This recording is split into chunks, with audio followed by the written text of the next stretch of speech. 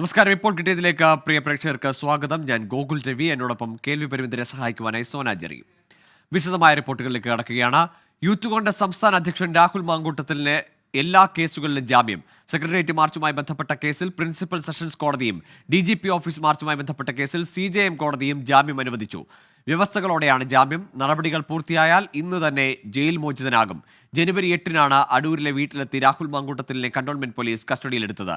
BJP സർക്കാരുകൾ ഉത്തരേന്ത്യയിൽ ചെയ്യുന്നതാണ് LDF ഗവൺമെന്റ് കേരളത്തിൽ നടപ്പാക്കുന്നതെന്ന് യൂത്ത് കോൺഗ്രസ് ദേശീയ അധ്യക്ഷൻ ആരോപിച്ചു.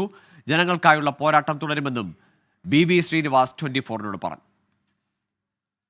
This kind of things government non-stop against youth congress workers beaten like anything. You can see from last 17-18 days to government like in North India, Narendra Modi ji's government, what they are doing in UP, Madhya Pradesh, like this happening in Kerala. This is the first time. It's like one coin, the both BJP and communists, they are showing their style. So we are ready. The Rahul ji is given clear instruction, daro mat. Rahul മാങ്കൂട്ടത്തിന് ജാമ്യം അനുവദിച്ച കോടതി വിധി സർക്കാരിനേറ്റ പ്രഹരമെന്ന് രമേശ് ചെന്നിത്തല. സർക്കാർ ഇനിയെങ്കിലും കണ്ണു തുറക്കണം. രാഷ്ട്രീയ വിജയത്തെക്കാൾ വലുതാണ് നീതിയുടെ വിജയം. നീതി വൈകിയാണെങ്കിലും ലഭിക്കുമെന്നതിന്റെ സൂചനയാണ് കോടതി വിധിയെന്ന് രമേശ് ചെന്നിത്തല 24-നോട് പറഞ്ഞു. യൂത്ത് കോൺഗ്രസിന്റെ സംസ്ഥാന പ്രസിഡന്റ് രാഹുൽ മാങ്കൂട്ടത്തെ ജയിലിൽ തന്നെ നിർത്തണമെന്നുള്ള നിർബന്ധം ഗവൺമെന്റിനും പോലീസിനും ഉണ്ടായിരുന്നു. അതുകൊണ്ടാണ് ഇല്ലാത്ത കേസുകൾ മുഴുവൻ ചികഞ്ഞെടുത്ത് വീണ്ടും ആ കേസുകളെല്ലാം അദ്ദേഹത്തിന്റെ തലയിൽ ആരോപിച്ച് ജാമ്യം റദ്ദാക്കാനോ അല്ലെങ്കിൽ കിട്ടാതിരിക്കാനോ ഉള്ള നടപടികൾ സ്വീകരിച്ചത്. ഇത് അസാധാരണമായ ഒരു പോലീസ് നടപടിയാണ്. ഇതിന്റെ കാരണം രാഷ്ട്രീയമാണ്.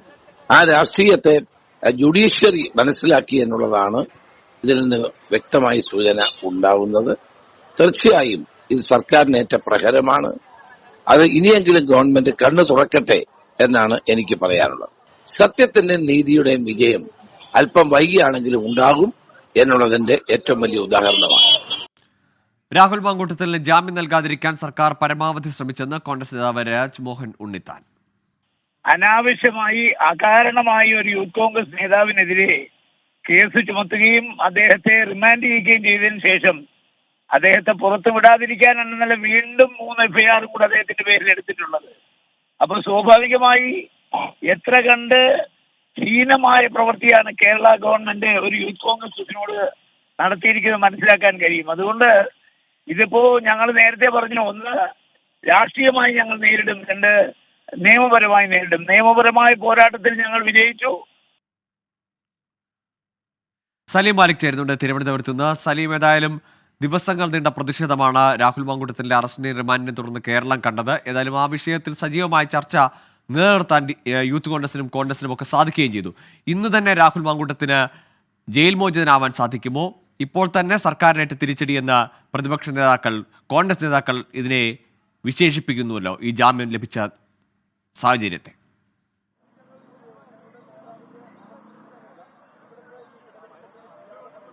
ഗോകുൽ, രാഹുൽ മാങ്കൂട്ടത്തിൽ ഇന്ന് തന്നെ ജയിൽ മോചിതനാവും. വൈകുന്നേരം 6 മണിക്ക് ശേഷം ജയിൽ മോചിതനാവുമെന്നാണ് നമുക്ക് മനസ്സിലാക്കാൻ കഴിയുന്നത്. അതിന്റെ നടപടിക്രമങ്ങളൊക്കെ പൂർത്തീകരിച്ചുകൊണ്ടിരിക്കുകയാണ്. രാഹുൽ മാങ്കൂട്ടത്തിന് ഏറ്റവും ഗംഭീരമായ സ്വീകരണം ഒരുക്കുക എന്നുള്ളതാണ് യൂത്ത് കോൺഗ്രസ് ലക്ഷ്യമിടുന്നത്. അതിന്റെ ഭാഗമായി ഇപ്പോൾ തന്നെ ദേശീയ അധ്യക്ഷൻ BV ശ്രീനിവാസ് ഉൾപ്പെടെയുള്ളവർ പൂജപ്പുര ജയിലിലെത്തിയിട്ടുണ്ട്.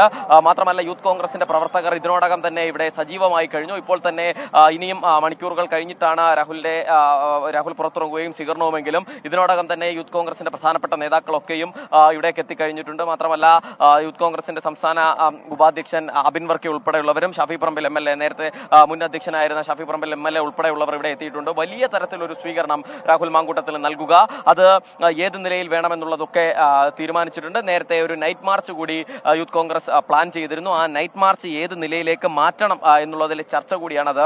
സംസ്ഥാന അധ്യക്ഷൻ കൂടിയായ രാഹുൽ മാങ്കൂട്ടത്തിനോട് കൂടി ആലോചിച്ചതിന് ശേഷം അതിന്റെ കാര്യത്തിൽ ഒരു അന്തിമ തീരുമാനം എടുക്കാനാണ് ഇപ്പോൾ നേതൃത്വം ലക്ഷ്യമിടുന്നത്. BV ശ്രീനിവാസും രാഹുൽ മാങ്കൂട്ടത്തിനും ഇപ്പോൾ ജയിലിനുള്ളിൽ കൂടിക്കാഴ്ച നടത്തുകയാണ്. സെക്രട്ടേറിയറ്റിലേക്ക് തന്നെ ഒരു മാർച്ച്, നേരത്തെ മുൻനിശ്ചയിച്ചതുപോലെ ഒരു മാർച്ച് നടത്തിക്കൊണ്ട് ഈ ആഘോഷം നടത്തണോ, അതല്ല ജയിലിനുള്ളിലെ ഈ ആഘോഷം ആ നിലയിൽ ഈ പരിസരത്ത് നിന്ന് തുടരണോ എന്നുള്ളതിലാണ് ഒരു വ്യക്തത വരാനുള്ളത്. അക്കാര്യങ്ങൾ കൂടി തീരുമാനിച്ചതിന് ശേഷം യൂത്ത് കോൺഗ്രസിന്റേതായ ഔദ്യോഗിക അറിയിപ്പായി തന്നെ അത്തരം സ്വീകരണ പരിപാടിയെക്കുറിച്ച് ഒരു അറിയിപ്പ് വരും. എന്തായാലും യൂത്ത് കോൺഗ്രസിനെ സംബന്ധിച്ചിടത്തോളം ഒരു വലിയ രാഷ്ട്രീയ വിജയം എന്ന നിലയിൽ തന്നെയാണ് ആ സംഘടന ഇതിനെ നോക്കിക്കാണുന്നത്. മാത്രമല്ല ഒരു വലിയ സമരസംഘടന എന്ന നിലയിൽ രാഹുൽ മാങ്കൂട്ടത്തിലെ അറസ്റ്റിന് ശേഷം ഈ സംഘടനയെ വീണ്ടും ഉയർത്താൻ കഴിഞ്ഞു എന്നുള്ളതിന്റെ ആത്മവിശ്വാസമുണ്ട്. കാരണം ഒട്ടും ശുഭകരമായ ഒരു തുടക്കമായിരുന്നില്ല സംസ്ഥാന അധ്യക്ഷ പദവിയിൽ രാഹുൽ മാങ്കൂട്ടത്തിൽ ഉണ്ടായിരുന്നത്.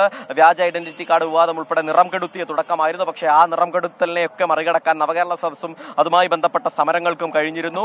അത് സംസ്ഥാനത്ത് ഈ നവകേരള സദസ്സ് പോയ സ്ഥലങ്ങളിലൊക്കെയും യൂത്ത് കോൺഗ്രസിന്റെ 1ഉം 2ഉം ആയാലും അത് എല്ലാ സ്ഥലങ്ങളിലും കരിങ്കൊടി പ്രതിഷേധം ഉൾപ്പെടെയുള്ള പ്രതിഷേധം അറിയിച്ചു. അതിനുശേഷം അതിനെതിരെ ഉണ്ടായ അക്രമങ്ങൾക്കെതിരെ വലിയ നിലയിൽ ഒരു സെക്രട്ടേറിയറ്റ് മാർച്ചും പിന്നാലെ DGP ഓഫീസ് മാർച്ചൊക്കെ സംഘടിപ്പിക്കാൻ കഴിഞ്ഞു. അതിനുശേഷം പിന്നീട് വീണ്ടും ഈ ഇടതു കേന്ദ്രങ്ങൾ പോലും ഒരു എതിരഭിപ്രായം ഉള്ളതായിരുന്നു രാഹുൽ മാങ്കൂട്ടത്തിന്റെ അറസ്റ്റ്. അനാവശ്യമായ ഒരു ഹീറോ ഇമേജ് രാഹുൽ മാങ്കൂട്ടത്തിന് നൽകുന്നതായിരുന്നു രാഹുലിന്റെ അറസ്റ്റ് എന്ന നിലയിൽ ഒരു വിലയിരുത്തൽ അവർക്കിടയിൽ പാർട്ടിക്കുള്ളിൽ തന്നെ ഉണ്ടായിരുന്നു. കാരണം വീട്ടിനുള്ളിൽ അത് അമ്മയുടെ മുൻപിൽ വെച്ച് തന്നെ അറസ്റ്റ് ചെയ്ത രീതിയൊക്കെ വലിയ വിമർശനത്തിന് കാരണമായിരുന്നു. അതിന് തൊട്ടു പിന്നാലെ ഈ ഒരു കേസിൽ അറസ്റ്റ് ചെയ്ത് അതിന് പിന്നാലെ ഈ അറസ്റ്റ് ചെയ്തതിന് ശേഷം ജാമ്യം ലഭിക്കരുത് എന്ന് ഉറപ്പുവരുത്താനായി പോലീസ് പല നിലയിലുള്ള ശ്രമങ്ങൾ നടത്തിയിരുന്നു. പ്രത്യേകിച്ചും 4 കേസുകൾ അതിനോടനുബന്ധമായി എടുത്തു. ആ കേസുകളിൽ ജാമ്യം നിഷേധിക്കണം, ജാമ്യം ഒരു കാരണവശാലും ലഭിക്കരുത്, റിമാൻഡ് കാലാവധി കഴിയുന്നതുവരെയെങ്കിലും ജാമ്യം ലഭിക്കരുത് എന്ന നിർബന്ധ ബുദ്ധി ഉണ്ടായിരുന്നു പോലീസിന്. പക്ഷേ അതൊക്കെയും പരാജയപ്പെട്ടിരിക്കുന്നു. അതുകൊണ്ട് തന്നെ യൂത്ത് കോൺഗ്രസിനെ സംബന്ധിച്ചിടത്തോളം വലിയ രാഷ്ട്രീയ വിജയം എന്നുള്ള കാര്യത്തിൽ തർക്കമില്ല. അത് അതിന്റെ പരമാവധിയിൽ ആഘോഷിക്കുക, അത് പരമാവധി എന്ന നിലയിൽ തന്നെ രാഹുൽ മാങ്കൂട്ടത്തിൽ സ്വീകരണം ഒരുക്കുക എന്നുള്ളത് തന്നെയാണ് പ്രവർത്തകർ പദ്ധതിയിടുന്നത്. അത് മാത്രമല്ല വരും ദിവസങ്ങളിലും സർക്കാരിനെതിരായ ഒരു സമരം കൂടുതൽ ശക്തമായി കൊണ്ടുവരാനുള്ള ഒരു ആത്മവിശ്വാസം കൂടിയാണ് യൂത്ത് കോൺഗ്രസിനെ സംബന്ധിച്ചിടത്തോളം ഈ 4 കേസിലും രാഹുലിന് ലഭിച്ചിരിക്കുന്ന ജാമ്യവും രാഹുലിന്റെ പുറത്തിറങ്ങലും. ഗോകുൽ, ശരി. ഏതായാലും രാഹുൽ മാങ്കൂട്ടത്തിന്റെ അസാധാരണമായ അറസ്റ്റ് നടപടിയിലൂടെ ഒരു വീരപരിവേഷം നൽകിയെന്ന വിമർശനം ഇടതുപക്ഷത്തു നിന്ന് പോലും ഉയർന്നതാണ്. ഏതായാലും ഇന്ന് ജയിൽ മോചിതനാകുമ്പോൾ വലിയൊരു സ്വീകരണം നൽകാനാണ് യൂത്ത് കോൺഗ്രസ് തയ്യാറെടുക്കുന്നത്. ഇന്ന് സെക്രട്ടറിയിലേക്ക് നിശ്ചയിച്ചിരുന്ന മാർച്ച് അത് ഏത് രീതിയിലാകുമെന്ന് സംബന്ധിച്ചുള്ള കൂടിയാലോചനകൾ ജയിലിനുള്ളിൽ നടക്കുന്നു എന്നതാണ്. രാഹുൽ മാങ്കൂട്ടത്തിലുമായി ചർച്ച നടത്തുന്നു ദേശീയ നേതാക്കൾ ഉൾപ്പെടെ എന്നാണ് മനസ്സിലാക്കുന്നത്. സലീം മാലിക്കാണ് തിരുവനന്തപുരത്ത് നിന്ന് വിവരങ്ങൾ പങ്കുവച്ചത്. വനപാലകന്റെ മൃതദേഹത്തോട് അനാദരവ് കാട്ടിയതിന് നിലമ്പൂർ നോർത്ത് DFOയ്ക്ക് ചീഫ് ഫോറസ്റ്റ് കൺസർവേറ്ററുടെ താക്കീത്. കഴിഞ്ഞ ദിവസം മരിച്ച വനംവകുപ്പ് ഉദ്യോഗസ്ഥൻ സുനിൽകുമാറിന്റെ മൃതദേഹം DFO ഓഫീസിൽ പൊതുദർശനത്തിന് വെക്കാൻ അനുമതി നൽകിയില്ലെന്ന പരാതിയിലാണ് താക്കീത്. ഇത്തരം വീഴ്ചകൾ ആവർത്തിക്കരുതെന്നാണ് കർശന നിർദ്ദേശം. സമീർ ബിൻ കരീം ചേരുന്നുണ്ട് വിശദാംശങ്ങളുമായി. സമീർ, ഈ നടപടി വലിയ വിമർശനത്തിന് ഇടയാക്കിയിരുന്നു. പൊതുവെ അദ്ദേഹത്തിന്റെ സഹപ്രവർത്തകർ ഉൾപ്പെടെയുള്ളവരുടെ ഒരു വികാരം അതുകൂടി പരിഗണിച്ചുകൊണ്ടാണ് ഈ നിർദ്ദേശം. തീർച്ചയായും അങ്ങനെ തന്നെയാണ് നമ്മൾ മനസ്സിലാക്കേണ്ടത്. കഴിഞ്ഞ ശനിയാഴ്ചയാണ് അകമ്പാടം വനം വകുപ്പ് ഓഫീസിലെ ബീറ്റ് ഫോറസ്റ്റ് ഓഫീസർ തിരുവനന്തപുരം സ്വദേശിയായിട്ടുള്ള സുനിൽകുമാർ ഡ്യൂട്ടിക്കിടെ മരിക്കുന്ന ഒരു സാഹചര്യം ഉണ്ടായത്. തുടർന്ന് ഞായറാഴ്ചയോട് കൂടി പൊതുദർശനത്തിനായി DFO ഓഫീസിന് മുൻപിൽ വെക്കാൻ അനുമതി തേടുകയായിരുന്നു. അപ്പോൾ DFO എടുത്ത നിലപാട് ഈ ഓഫീസിന് മുൻവശത്ത് വെക്കേണ്ടെന്നും പാർക്കിംഗ് ഏരിയയിൽ പൊതുദർശനമാവാമെന്നുള്ളതായിരുന്നു DFOയുടെ നിലപാട്. എന്നാൽ ഈ തീരുമാനം അല്ലെങ്കിൽ ഈ ഒരു നിലപാട് മറികടന്നുകൊണ്ട് വനം വകുപ്പ് ജീവനക്കാർ എല്ലാവരും തന്നെ DFO ഓഫീസിന് മുൻവശത്ത് തന്നെ വെച്ച് പൊതുദർശനം നടത്തുന്ന ഒരു സാഹചര്യം ഉണ്ടായി. അതിന് പിന്നാലെയാണ് ഇപ്പോൾ ചീഫ് ഫോറസ്റ്റ് കൺസർവേറ്ററുടെ ഒരു നടപടി വന്നിരിക്കുന്നത്. ചീഫ് ഫോറസ്റ്റ് കൺസർവേറ്റർ വിജയാനന്ദാണ് ഇപ്പോൾ നിലമ്പൂർ നോർത്ത് DFOക്കെതിരെ നടപടി എടുത്തിരിക്കുന്നത്. അദ്ദേഹം പറയുന്നത് ഇത്തരം സംഭവങ്ങൾ ആവർത്തിക്കാൻ പാടില്ല. ഇത് വനം വകുപ്പ് ഉദ്യോഗസ്ഥരുടെ ആത്മവിശ്വാസവും അവരുടെ കൂറും ഇല്ലാതെയാക്കാൻ നയിക്കും. അതുകൊണ്ട് തന്നെ ഇത്തരം ഒരു വീഴ്ച ഇനി ആവർത്തിക്കാൻ പാടില്ല എന്നുള്ളതാണ് ഈ ഒരു ഉത്തരവിൽ ചൂണ്ടിക്കാട്ടുന്നത്. ശരി, സമീർ ബിൻ കരീമാണ് മലപ്പുറത്ത് നിന്ന് വിവരങ്ങൾ നൽകിയത്. ബംഗാളിൽ ED ഉദ്യോഗസ്ഥർക്കെതിരായ ആക്രമണത്തിൽ പ്രത്യേക അന്വേഷണ സംഘത്തെ രൂപീകരിക്കാൻ കൽക്കട്ട ഹൈക്കോടതിയുടെ നിർദ്ദേശം. കേസ് ഡയറി പ്രത്യേക അന്വേഷണ സംഘത്തിന് കൈമാറണം. അന്വേഷണത്തിന്റെ ഭാഗമായി അർദ്ധസൈനിക വിഭാഗത്തിന്റെയോ പോലീസിന്റെയോ സഹായം പ്രത്യേക അന്വേഷണ സംഘത്തിന് തേടാമെന്നും കോടതി വ്യക്തമാക്കി. അച്യുതൻ ചേരുന്നുണ്ട് വിശദാംശങ്ങളുമായി. അച്യുതൻ, നേരത്തെ തന്നെ ഈ സംഭവത്തിൽ സംസ്ഥാന പോലീസ്, ബംഗാൾ പോലീസ് എടുത്ത കേസ് അല്ലെങ്കിൽ ആ അന്വേഷണവുമായി മുന്നോട്ട് പോകണ്ട എന്ന് കോടതി നിർദ്ദേശിച്ചിരുന്നതാണ്. ഇപ്പോൾ ഒരു കൃത്യമായ പ്രത്യേക അന്വേഷണ സംഘത്തെ രൂപീകരിച്ചുകൊണ്ട് ഈ EDക്കെതിരായ ആക്രമണത്തെ അന്വേഷിക്കാൻ നിർദ്ദേശം നൽകുന്നു. സർക്കാരിനും ബംഗാളിൽ തൃണമൂൽ കോൺഗ്രസിനുമൊക്കെ കൂടുതൽ പ്രതിരോധത്തിലാവുകയാണോ? ഗോകുൽ, ഈ CBI അന്വേഷണം വേണമെന്ന EDയുടെ ഹർജിയിലാണ് ഇപ്പോൾ കൊൽക്കത്ത ഹൈക്കോടതിയുടെ ഇടപെടൽ ഉണ്ടായിരിക്കുന്നത്. അതായത് ഈ ED ഉദ്യോഗസ്ഥരെ നോർത്ത് 24 പർഗാനയിൽ വെച്ച് ആക്രമിച്ച ആ ഒരു സംഭവത്തിൽ അതിൽ പ്രത്യേക അന്വേഷണ സംഘത്തെ രൂപീകരിച്ചുകൊണ്ടുള്ള ഒരു അന്വേഷണം നടത്തുവാനാണ് കോടതിയുടെ നിർദ്ദേശം. നിലവിൽ ഈ കേസുമായി ബന്ധപ്പെട്ടിട്ടുള്ള കേസ് ഡയറി അത് ഈ പ്രത്യേക അന്വേഷണ സംഘത്തിന് കൈമാറാനും കോടതി ഉത്തരവിലൂടെ നിർദ്ദേശിച്ചിട്ടുണ്ട്. ഈ അന്വേഷണത്തിന്റെ ഭാഗമായി ഈ SITക്ക് അർദ്ധസൈനിക വിഭാഗത്തിന്റെയോ സ്റ്റേറ്റ് പോലീസിന്റെയോ സഹായം തേടാമെന്നും കോടതി അറിയിച്ചിട്ടുണ്ട്. നേരത്തെ കേസുമായി ബന്ധപ്പെട്ട പോലീസ് വലിയ രീതിയിലുള്ള സമ്മർദ്ദത്തിലായിരുന്നു. കോടതിയിൽ നിന്ന് പോലും വിമർശനങ്ങൾ സംസ്ഥാന പോലീസിന് നേരെ ഉണ്ടായിരുന്നു. എന്തുകൊണ്ടാണ് ഷാജഹാൻ ഷേഖിനെ പിടികൂടാൻ കഴിയാത്തത്? ഈ വകുപ്പുകൾ ചുമത്തിയതിലടക്കം വീഴ്ചകൾ പറ്റിയിട്ടുണ്ടെന്ന് കോടതി നിരീക്ഷിച്ചു. അതിന് പിന്നാലെ പോലീസ് ഈ ഷാജഹാൻ ഷേഖിനെതിരായ നടപടി കടുപ്പിക്കുന്നതാണ് നമ്മൾ കണ്ടത്. 2 ഗുരുതര വകുപ്പുകൾ കൂടി ഷാജഹാൻ ഷേഖിനെതിരെ ചുമത്തിയിരുന്നു. അങ്ങനെ പോലീസിനെ കൂടുതൽ സമ്മർദ്ദത്തിലാക്കിക്കൊണ്ടാണ് കോടതി ഈ കേസുമായി ബന്ധപ്പെട്ടപ്പോൾ ഒരു ഉത്തരവ് നൽകിയിരിക്കുന്നത്. എന്തായാലും ഇനി നിലവിൽ ഈ ED ഉദ്യോഗസ്ഥർക്കെതിരായ അത് ഈ പ്രത്യേക ശരി അച്യുതൻ, ഏതായാലും ബംഗാൾ ED ഉദ്യോഗസ്ഥർക്ക് നേരെ നടന്ന ആക്രമണത്തിൽ കൃത്യമായ ഒരു പ്രത്യേക അന്വേഷണ സംഘത്തെ രൂപീകരിച്ചുകൊണ്ട് അവർക്ക് അന്വേഷണം കൈമാറണമെന്ന നിർദ്ദേശമാണ് ഇപ്പോൾ കൊൽക്കത്ത ഹൈക്കോടതി നൽകിയിരിക്കുന്നത്. അച്യുതനാണ് വിവരങ്ങൾ പങ്കുവച്ചത്. ഇപ്പോൾ കിട്ടിയതിലേക്ക് വീണ്ടും ഇപ്പോൾ മുമ്പ് യൂത്ത് കോൺഗ്രസ് പ്രഖ്യാപിച്ചിരുന്ന നൈറ്റ് മാർച്ചിന്റെ കാര്യത്തിൽ തീരുമാനമായിരുന്നു. രാഹുൽ മാങ്കൂട്ടത്തിൽ ജയിൽ മോചിതനാവുന്ന സാഹചര്യത്തിൽ അത് എങ്ങനെ സംഘടിപ്പിക്കുമെന്ന് സംബന്ധിച്ചുള്ള ആശയക്കുഴപ്പമുണ്ടായിരുന്നു. അത് ഒഴിവായിരിക്കുന്നു. പൂജപ്പുര ജയിലിൽ നിന്ന് മാർച്ച് ആരംഭിക്കും. രാഹുലിന്റെ സ്വീകരണത്തിന് പിന്നാലെ 7 മണിയോടെ മാർച്ച് നടക്കുമെന്ന് തന്നെ ഉറപ്പിക്കുന്നു. സലീം മാലിക് ചേരുന്നുണ്ട്. സലീം, ഏതായാലും മുൻ നിശ്ചയിച്ച മാർച്ചിന് ഒരു മാറ്റവുമില്ല എന്നാണ്. ഗോകുൽ, നേരത്തെ യൂത്ത് കോൺഗ്രസ് പ്രഖ്യാപിച്ചിരുന്നത് സെക്രട്ടേറിയറ്റിലേക്ക് ഒരു നൈറ്റ് മാർച്ച് ആയിരുന്നു. എന്നാൽ അത് മാറുന്നു, അത് DGP ഓഫീസിലേക്കായി മാറ്റുന്നു എന്നുള്ളതാണ്. അത് പോലീസിനെതിരെ നേടിയ യൂത്ത് കോൺഗ്രസിന്റെ രാഷ്ട്രീയ വിജയം എന്ന നിലയിൽ യൂത്ത് കോൺഗ്രസ് ഇതിനെ വിലയിരുത്തുന്നു. അതുകൊണ്ട് തന്നെ സെക്രട്ടേറിയറ്റിനേക്കാൾ നല്ലത് DGP ഓഫീസിലേക്ക് മാർച്ച് നടത്തുക എന്നുള്ളതാണ് എന്നുള്ളൊരു വിലയിരുത്തലിലാണ് ആ തീരുമാനത്തിലേക്ക് സംഘടന എത്തിയിരിക്കുന്നത്. രാഹുൽ മാങ്കൂട്ടത്തിൽ 7 മണിയോടുകൂടി പുറത്തിറങ്ങും. ജയിലിന് പുറത്ത് ആവേശകരമായ സ്വീകരണം ഒരുക്കാനാണ് യൂത്ത് കോൺഗ്രസിന്റെ നേതാക്കൾ തീരുമാനിച്ചിരിക്കുന്നത്. വലിയ സ്വീകരണത്തിന് ശേഷം ദേശീയ അധ്യക്ഷൻ PV ശ്രീനിവാസും ഒപ്പം തന്നെ യൂത്ത് കോൺഗ്രസിന്റെ സംസ്ഥാന അധ്യക്ഷനായ രാഹുൽ മാങ്കൂട്ടത്തിലും ഒന്നിച്ചു ചേർന്ന ഈ ജാഥ നയിക്കും. പൂജപ്പുരയിൽ നിന്ന് DGP ഓഫീസ് വരെയുള്ള ദൂരവും ഇവർ പ്രവർത്തകർ പന്തംകുളത്ത് പ്രകടനമായി നടന്നു തന്നെ പോകും എന്നുള്ളതാണ് ഇപ്പോൾ മനസ്സിലാക്കുന്നത്. അധികം കിലോമീറ്ററുകളുണ്ട്, പക്ഷേ ആ പൂർണ്ണമായ ദൂരവും മാർച്ചായി തന്നെ പോകും എന്നുള്ളതാണ് മനസ്സിലാക്കുന്നത്. ആ നിലയിൽ വലിയ ആഘോഷ പരിപാടികളോടെ അതൊരു രാഷ്ട്രീയ പരിപാടിയായി തന്നെ രാഹുലിന്റെ പുറത്തിറങ്ങലിനെ മാറ്റാനാണ് തീരുമാനം. പക്ഷേ മുൻ നിശ്ചയിച്ച പ്രകാരമുള്ള സമരം വേണോ വേണ്ടയോ എന്നുള്ളത് ആദ്യഘട്ടത്തിൽ ഒരു ആലോചനയായിരുന്നു. പക്ഷേ കഴിഞ്ഞ ദിവസങ്ങളിൽ രാഹുൽ മാങ്കൂട്ടത്തിലെ അറസ്റ്റുമായി ബന്ധപ്പെട്ട് കണ്ണൂരിലെയും ആലപ്പുഴയിലെയും കളക്ടറേറ്റിലേക്ക് നടത്തിയ സമരങ്ങൾ വലിയ സംഘർഷമായിരുന്നു. അതിൽ പോലീസ് യൂത്ത് കോൺഗ്രസിന്റെ നേതാക്കന്മാരെ അകാരണമായി അതിക്രൂരമായി മർദ്ദിച്ചു എന്നുള്ളൊരു ആരോപണം കോൺഗ്രസിന്റെയും യൂത്ത് കോൺഗ്രസിന്റെയും നേതാക്കൾ ഉയർത്തിയിരുന്നു. അതുകൊണ്ട് തന്നെ അതിൽ കൂടി പ്രതിഷേധിച്ചാവും ഇന്നത്തെ മാർച്ച് സംഘടിപ്പിക്കുക എന്ന നേതാക്കൾ ഇതിനോടകം തന്നെ വ്യക്തമാക്കി കഴിഞ്ഞു. എന്തായാലും ഈ പൂജപ്പുര ജയിലിന്റെ പരിസരം യൂത്ത് കോൺഗ്രസിന്റെ പ്രവർത്തകരാൽ ഇങ്ങനെ നിറഞ്ഞുകൊണ്ടിരിക്കുകയാണ്. പ്രവർത്തകർ ഓരോരുത്തരായി രാഹുലിനെ സ്വീകരിക്കാനും ഒപ്പം ഈ മാർച്ചിൽ പങ്കെടുക്കാനുമായി എത്തുന്ന കാഴ്ചയും നമുക്ക് കാണാൻ കഴിയും. ഗോകുൽ, ശരി. രാഹുൽ മാങ്കൂട്ടത്തിന് ജാമ്യം ലഭിച്ചാലും പോലീസിനും സർക്കാരിനുമെതിരെയുള്ള പ്രതിഷേധം തുടരും. അതുകൊണ്ട് തന്നെ ഇന്ന് DGP ഓഫീസിലേക്കായിരിക്കും നൈറ്റ് മാർച്ച്. സെക്രട്ടേറിയറ്റിലേക്ക് നിശ്ചയിച്ചിരുന്ന നൈറ്റ് മാർച്ച് 7 മണിയോടുകൂടി രാഹുൽ ജയിൽ മോചിതന് ശേഷം വിജയാഹ്ലാദ പ്രകടനമായി അത് DGP ഓഫീസിലേക്ക് നൈറ്റ് മാർച്ച് നടത്താനാണ് യൂത്ത് കോൺഗ്രസിന്റെ പുതിയ തീരുമാനം. സലീം മാലിക്കാണ് വിവരങ്ങൾ പങ്കുവച്ചത്. റേഷൻ വിതരണക്കാർക്കെതിരെ ഭക്ഷ്യമന്ത്രി GR അനിൽ പണം നൽകുമെന്ന് ഉറപ്പു നൽകിയിട്ടും അനാവശ്യമായി സമരം നടത്തി. കേന്ദ്രം നൽകിയ പണം സംസ്ഥാന സർക്കാർ വിതരണം ചെയ്യുന്നില്ലെന്ന വിതരണക്കാരുടെ ആരോപണം അടിസ്ഥാനരഹിതമെന്നും മന്ത്രി GR അനിൽ പറഞ്ഞു. പൊതുജനങ്ങൾക്ക് ഭക്ഷ്യധാന്യം കിട്ടുന്നത് അസാധ്യമാകുന്നൊരവസ്ഥയാകുന്നു എന്നൊക്കെയുള്ള ഭീതിജനകമായ വാർത്ത ചിലതിലൊക്കെ കാണുകയുണ്ടായി. ഭക്ഷ്യ പൊതുവിതരണ രംഗം വളരെ ഗുരുതരമായിട്ടുള്ള പല സാഹചര്യങ്ങളെയാണ് നേരിടുന്നത്. പണിമുടക്ക് വരുന്നതിന് നമ്മളാരും എതിരല്ല. അവരുടെ അവകാശങ്ങൾ നേടാൻ വേണ്ടി പണിമുടക്കാം. പക്ഷേ 1-1.5 മാസക്കാലത്തെ കുടിശ്ശിക ഉണ്ടെന്നതിൻ്റെ പേരിൽ സ്തംഭിക്കുന്ന സമരത്തിലേക്ക് പോകുന്നത് അവരും ആലോചിക്കുന്ന സമൂഹം മനസ്സിലാക്കേണ്ട ഒരു വിഷയമാണ്.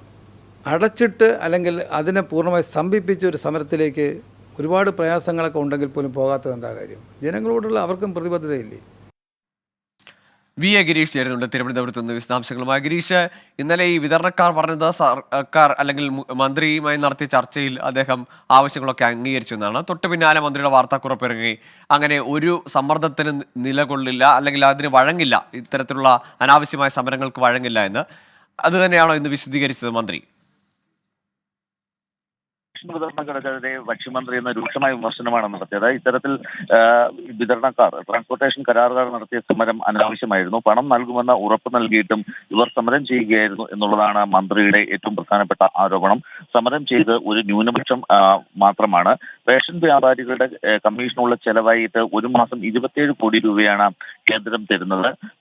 ചെലവ് ഒരു മാസം 27 കോടി രൂപയാണ് കേന്ദ്രം തരുന്നത്. ഇതിൽ 4.5 കോടി മാത്രമാണ് എന്നും ഇപ്പോൾ ഭക്ഷ്യമന്ത്രി വിശദീകരിക്കുന്നു. അതായത് കഴിഞ്ഞ ദിവസങ്ങളിൽ ഈ ട്രാൻസ്പോർട്ടേഷൻ കരാറുകാർ നടത്തിയ സമരം അനാവശ്യമായിരുന്നു എന്ന് തന്നെയാണ് ഭക്ഷ്യമന്ത്രി വ്യക്തമാക്കുന്നത്. ഒരു തരത്തിലുള്ള ചർച്ചയും ഇവരുമായി നടത്തിയിട്ടില്ല. സർക്കാർ നേരത്തെ തന്നെ ഇവർക്ക് ഉറപ്പ് നൽകിയിരുന്നു ചൊവ്വാഴ്ച പണം ലഭിക്കുമെന്ന്. ഇതനുസരിച്ചുള്ള നടപടികൾ സർക്കാർ നീക്കുകയും ചെയ്തു. എന്നിട്ടും ജനങ്ങളെ ബുദ്ധിമുട്ടിക്കുന്ന തരത്തിൽ ഇത്തരത്തിൽ കരാറുകാർ സമരം നടത്തുകയായിരുന്നു എന്നുള്ളതാണ് ഇപ്പോൾ ഭക്ഷ്യമന്ത്രി വിശദീകരിക്കുന്നത്. ഗൂഗിൾ ശരി, വി എ ഗിരീഷാണ് വിവരങ്ങൾ നൽകിയത് തിരുവനന്തപുരത്ത് നിന്ന്. ഇപ്പോൾ കിട്ടിയതിലേക്ക് വീണ്ടും ഇനി കാലാവസ്ഥ.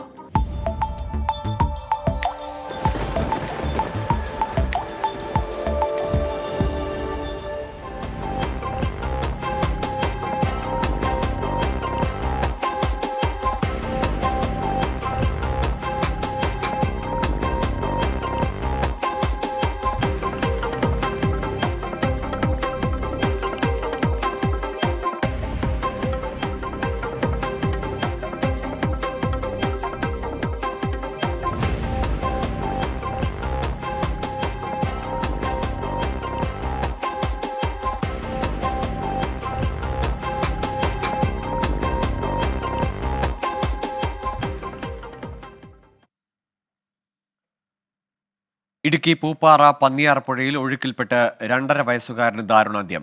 കണ്ണൻ ഭുവനേശ്വരി ദമ്പതികളുടെ മകൻ മിത്രനാണ് മരിച്ചത്. വിഷ്ണു സുരേഷ് ചേരുന്നുണ്ട് വിശദാംശങ്ങളുമായി ഇടുക്കിയിൽ നിന്ന്. വിഷ്ണു, പിഞ്ചുകുഞ്ഞാണ്, എന്താണ് സംഭവിച്ചത്? ഈ അപകടത്തിൽപ്പെട്ടത് ആരുടെയും ശ്രദ്ധയിൽപ്പെട്ടില്ലേ?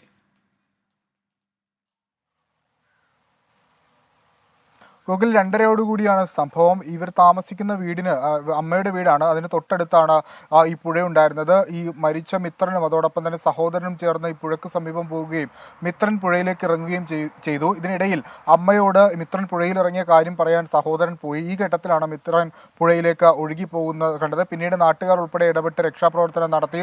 ഒരു 50 മീറ്റർ അപ്പുറത്ത് നിന്ന് മിത്രനെ കണ്ടെടുത്തിരുന്നു. ആ ഘട്ടത്തിൽ ഹൃദയമിടിപ്പ് ഉണ്ടായിരുന്നു എന്നുള്ളതാണ് ഒരു സംശയമുണ്ടായിരുന്നു. പിന്നീട് ആശുപത്രിയിൽ പ്രവേശിപ്പിച്ചു. പക്ഷേ അപ്പോഴേക്കും മരണം സ്ഥിരീകരിച്ചു. അതിദാരുണമായ സംഭവമാണ്. മാതാവിൻ്റെ വീട്ടിൽ, തേനി സ്വദേശികളാണ് ഇവർ, മാതാവിൻ്റെ ഈ പൂപ്പാറയിലുള്ള വീട്ടിലേക്ക് നിൽക്കുന്നതിന് വേണ്ടി എത്തിയതാണ്. അതിനിടയിലാണ് ഈ അപകടം സംഭവിച്ചത്. അതിദാരുണമായ സംഭവം. ഗൂഗിൾ. തീർച്ചയായും സങ്കടകരമായ വാർത്തയാണ്. 2.5 വയസ്സുകാരനാണ് ഒഴുക്കിൽപ്പെട്ടത്. സഹോദരനൊപ്പം പുഴയുടെ അടുത്തേക്ക് പോയതാണ്. സഹോദരൻ അത് അമ്മയോട് പറയാൻ വന്ന സമയത്ത് ഈ കുട്ടി ഒഴുക്കിൽപ്പെട്ടു പോവുകയുമായിരുന്നു. വിഷ്ണു സുരേഷാണ് വിവരങ്ങൾ പങ്കുവച്ചത്. കോട്ടയം ബേക്കർ സ്കൂളിലെ കവർച്ചയിൽ പ്രതികൾ പിടിയിൽ. കൊല്ലം സ്വദേശികളായ സുധിദാസ്, വിനോജ് എന്നിവരാണ് പിടിയിലായത്. വിദ്യാർത്ഥികളുടെ ചാരിറ്റി ബോക്സ് ഉൾപ്പെടെയാണ് പ്രതികൾ മോഷ്ടിച്ചത്. ടോബി ജോൺസൺ ചേരുന്നുണ്ട് കോട്ടയത്ത് നിന്ന്. ടോബി, എവിടെ നിന്നാണ് ഇവരെ പിടികൂടിയത്? കൊല്ലത്ത് നിന്നാണ് ഇരുവരെയും പിടികൂടിയിരിക്കുന്നത്. കഴിഞ്ഞ ദിവസമാണ് കോട്ടയം നഗരമധ്യത്തിലുള്ള ബേക്കർ സ്കൂളിൽ ഈ മോഷണം നടന്നത്. പ്രധാനമായിട്ടും CCTV, അതുപോലെ തന്നെ കമ്പ്യൂട്ടറുകൾ, ഒപ്പം തന്നെ DSLR ക്യാമറ എന്നിങ്ങനെ കൂടാതെ വിദ്യാർത്ഥി 26 ക്ലാസ്സുകളിലെ ചാരിറ്റി ബോക്സ് എന്നിവയടക്കം മോഷണം പോയിരുന്നു. തുടർന്ന് പോലീസ് വിശദമായിട്ടുള്ള അന്വേഷണമാണ് നടത്തിയത്. ഈ CCTVയുടെ DVR സമീപത്തുള്ള കിണറ്റിൽ നിന്നും കിട്ടിയിരുന്നു. അത് വെച്ചുള്ള അന്വേഷണത്തിലാണ് പ്രതികൾ കൊല്ലം സ്വദേശികളാണെന്ന് കണ്ടെത്തുകയും തുടർന്ന് കോട്ടയം വെസ്റ്റ് പോലീസ് കൊല്ലത്തെത്തി പ്രതികളെ പിടികൂടുകയും ചെയ്തത്. എന്തായാലും ഈ പ്രതികളെ രണ്ടുപേരെയും ഇന്ന് 2 മണിയോടുകൂടി സ്കൂളിൽ കൊണ്ടുവന്ന് തെളിവെടുപ്പ് നടത്തിയിട്ടുണ്ട്. കൊല്ലം സ്വദേശികളായിട്ടുള്ള സുധിദാസ്, അതുപോലെ തന്നെ വിനോജ് എന്നിവരെയാണ് കൊല്ലത്ത് നിന്ന് പിടികൂടിയത്. എന്തായാലും ഇവരെ കോടതിയിലുടൻ തന്നെ ഹാജരാക്കും. ടോബി, ഈ കുട്ടികളുടെ ചെറിയ സമാഹരണമാണ്, അവരുടെ സാമൂഹ്യ പ്രവർത്തനത്തിൻ്റെ ഒക്കെ പ്രതിബദ്ധതയുടെ ഭാഗമായുള്ള കളക്ഷനൊക്കെയാണ്. ഈ പണം തിരിച്ച് കിട്ടിയ, അല്ലെങ്കിൽ ഈ മോഷണം മുതൽ പണമൊക്കെ കണ്ടെടുക്കാനായിട്ടുണ്ടോ പോലീസിന്? ഇത് കണ്ടെടുക്കാനായിട്ടുണ്ട് എന്ന് തന്നെയാണ് നമുക്ക് മനസ്സിലാക്കാൻ സാധിക്കുന്നത്. 26 ക്ലാസ്സുകളിലെ ചാരിറ്റി ബോക്സ് ആണ് വിദ്യാർത്ഥികൾ നിക്ഷേപിക്കുന്ന ചെറിയ ചെറിയ തുകയാണ് ഇതിനകത്ത് ഉണ്ടായിരുന്നത്. ഇത് പലപ്പോഴും അവർ ചാരിറ്റിക്ക് വേണ്ടി നൽകിയിരുന്ന തുകയാണ്. ഈ തുക അടക്കം ഇത് വെച്ചിരുന്ന അലമാര അടക്കം കുത്തി തുറന്ന് അതിൽ നിന്ന് ഈ ബോക്സുകൾ എടുത്തുകൊണ്ട് പോവുകയായിരുന്നു. അതുകൊണ്ട് തന്നെ ഈ കാശ് തിരികെ വീണ്ടെടുക്കാനുള്ള ശ്രമങ്ങൾ പോലീസ് ആരംഭിച്ചിട്ടുണ്ട്. അതിനെക്കുറിച്ചുള്ള കൃത്യമായിട്ടുള്ള വിവരങ്ങൾ പോലീസിന് ലഭിച്ചിട്ടുണ്ട് എന്ന് തന്നെയാണ് ഇപ്പോൾ നമുക്ക് മനസ്സിലാക്കാൻ കഴിയുന്നത്. ശരി, കോട്ടയത്തെ ബേക്കർ സ്കൂളിലെ വിദ്യാർത്ഥികൾ സ്വരൂപിച്ചിരുന്ന അവരുടെ ചാരിറ്റി ബോക്സിൽ ഉൾപ്പെടെ പണമാണ് ഈ 2 മോഷ്ടാക്കൾ കൊല്ലം സ്വദേശികളായ സുധിദാസും വിനോജും കവർന്നത്. ഏതായാലും ആ 2 പ്രതികളെയും പിടികൂടിയിരിക്കുന്നു പോലീസ്. ടോബി ജോൺസണാണ് കോട്ടയത്ത് നിന്ന് വിവരങ്ങൾ പങ്കുവച്ചത്. ഇതോടെ ഇപ്പോൾ കിട്ടിയത് പൂർണ്ണമാകുന്നു. ഇനി 100 ന്യൂസിന്റെ സമയമാണ്. പ്രേക്ഷകർക്കൊപ്പം കീർത്തന കേശവൻ. നമസ്കാരം.